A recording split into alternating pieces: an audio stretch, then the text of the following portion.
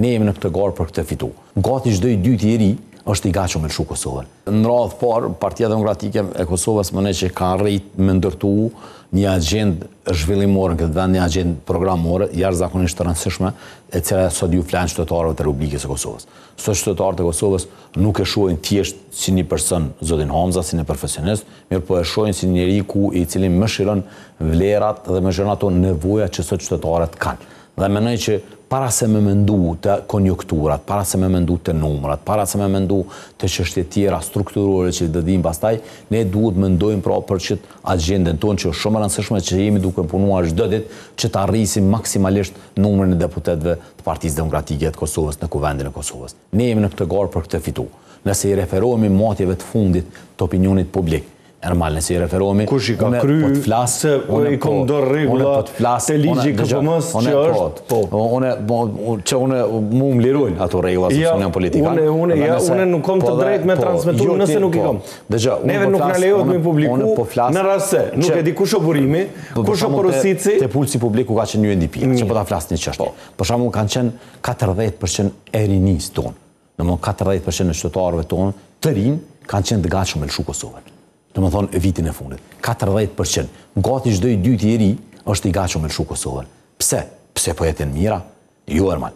Është ngop me politikë qytetarin në Republikën e Kosovës 5 vitet e fundit.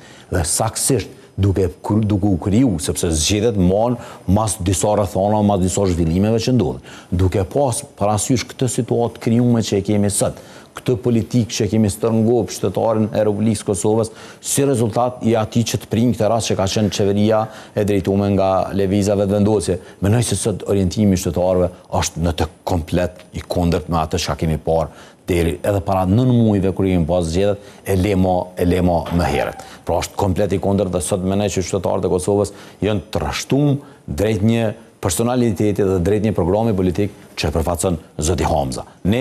Kjo garë, do më thonë, drejtohet nga dy persona. Është në një kamp zoti Kurti dhe në kampin tjetër zoti Hamza.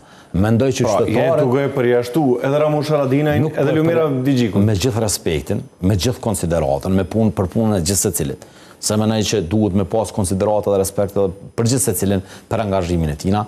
Mirë po, rrethonat e cilat janë kriju sot në vendin tonë, atë që ka përfaqësojnë të tjere që i përmende, që ka përfaqëson Bedri Hamza, dhe një person që udhëheq qeverinë e Kosovës aktualisht në detyrë, pra dallojnë shumë mënyra me tjetër. Kjo garë është a do t'jetë Bedri Hamza kryeministër, a do t'jetë Albin Kurti. Kjo garë është a do t'jetë Bedri Hamza që do të sjellë mirëqenie, stabilitet në jetën e qytetarëve, do të sjellë bashkim, jo përçarje por unitet, dhe a do të kemi një kryeministër i cili prap vazhdon me i ushqy qytetarët me rima dhe me fjalë të mira. Pra mendoj që është ka depolarizim të gjuhës, apo nuk e vreni këtë? Që ka gjuhë shumë më të butë se sa në zgjedhjet e shkurtit të këtij viti. Flet nga lëvizjave të vendosit. Mendoj që kjo po ndodhet si rezultat me ndalë ramjen.